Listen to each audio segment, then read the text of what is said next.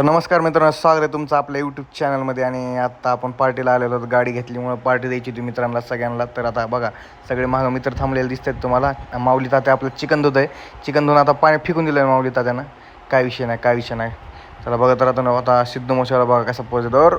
और विषय चवलं ना शुभम भाऊ बघा लगे तिकडे बघा तात्या कसा व्हिडिओ बनतं ना. बरं बरं आहे.